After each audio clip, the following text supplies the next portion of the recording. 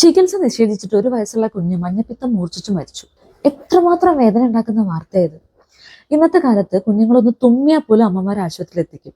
Doctors പരിശോധിച്ചിട്ട് viral fever ആണ്, 2 ദിവസം കഴിഞ്ഞ് കാണിച്ചാൽ മതി, ശ്രദ്ധിച്ചാൽ മതി എന്ന് പറഞ്ഞാൽ പോലും സമാധാനം ഉണ്ടാവില്ല. വെറുതെ മരുന്നുകൾ ചോദിച്ചു വാങ്ങും. അതിനിടയ്ക്ക് ഇങ്ങനെയൊരമ്മ ജന്മം നൽകിയതും വീട്ടിൽ വെച്ചാണ് എന്നുള്ള വിവരം കൂടി ഇപ്പോൾ പുറത്തു വരുന്നുണ്ട്. അക്കാര്യവും ഇവർ സമൂഹ മാധ്യമങ്ങളിൽ പങ്കുവച്ചിരുന്നു.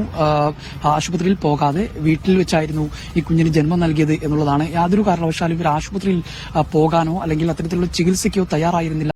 ഫേക്ക് അക്യുപങ്ക്ചർ എന്ന ചികിത്സേനെ വാഴ്ത്തി 1 വർഷം മുമ്പ് പ്രകൃതിയോടണങ്ങി പ്രസവിച്ചത് ആഘോഷാക്കി പോസ്റ്റിട്ട് ആധുനിക വൈദ്യശാസ്ത്രത്തിനെതിരെ പോരാടി വാക്സിൻ കൊടുക്കുന്നതും കുഞ്ഞിനെ ആശുപത്രിയിൽ കാണിക്കുന്നതും ഒക്കെ അനാവശ്യമാണെന്ന് കരുതിയത് സോകോൾഡ് അക്യുപങ്ക്ചർ ഡോക്ടർ വാർത്തയിൽ പറയുന്നു മഞ്ഞപ്പിത്തത്തിന് കുഞ്ഞിനെ മഴ നനയിക്കാൻ വരെ പോയെന്ന്. നിങ്ങൾ മനസ്സിലാക്കേണ്ടത്, നമ്മൾ ഡോക്ടേഴ്സ് രോഗികളെ പരിശോധിക്കുന്നത് മരുന്ന് കൊടുക്കാനല്ല, രോഗം എന്താണെന്ന് മനസ്സിലാക്കാനാണ്. നമ്മുടെ മുന്നിൽ വരുന്ന കുഞ്ഞിന്റെ വൈറ്റൽ സയൻസും ജനറൽ ഒന്ന് എക്സാമിനൊക്കെ ചെയ്തിട്ട് ആ കുഞ്ഞ് സിക്കാണോന്നും OP ആയിട്ടാണോ, അത് അഡ്മിറ്റ് ചെയ്തിട്ടാണോ, അത് ICUയിൽ ഇട്ടിട്ടാണോ ചികിത്സിക്കേണ്ടത് എന്ന് പോലും അസസ് ചെയ്യാനുള്ള ഒരു ബേസിക് ക്വാളിറ്റി കിട്ടണമെങ്കിൽ പോലും ഇത്തിരി ബുദ്ധിമുട്ടാണ്. മഞ്ഞപ്പിത്തം ഒരിക്കലും ഒരു രോഗമല്ല, രോഗലക്ഷണം മാത്രമാണ്.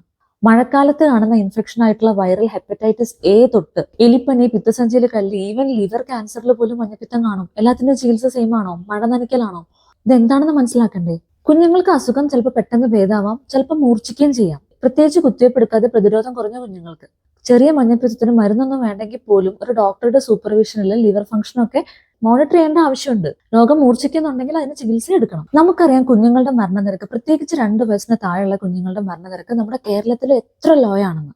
പണ്ട് കാലത്ത് കുഞ്ഞുങ്ങൾ ജനിച്ചു കഴിഞ്ഞാൽ അവർ 2 വയസ്സ് താണ്ടുവോന്ന് ഒരു ഉറപ്പില്ലായിരുന്നു.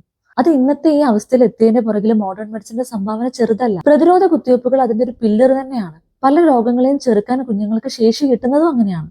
ഇത്രയും സൗകര്യങ്ങൾ മുന്നിലുണ്ടായിട്ടും തളർന്നു കിടക്കുന്ന സ്വന്തം കുഞ്ഞിനെ ആശുപത്രിയിൽ എത്തിക്കാതിരിക്കാൻ എങ്ങനെയാണ് പറ്റുക? എന്നാണ് ഇത്തരക്കാർക്ക് ബോധം ഉണ്ടാവുക? ആ കുരുന്ന ജീവനോട് എങ്ങനെയാണ് ലോകം മാപ്പ് പറയുക?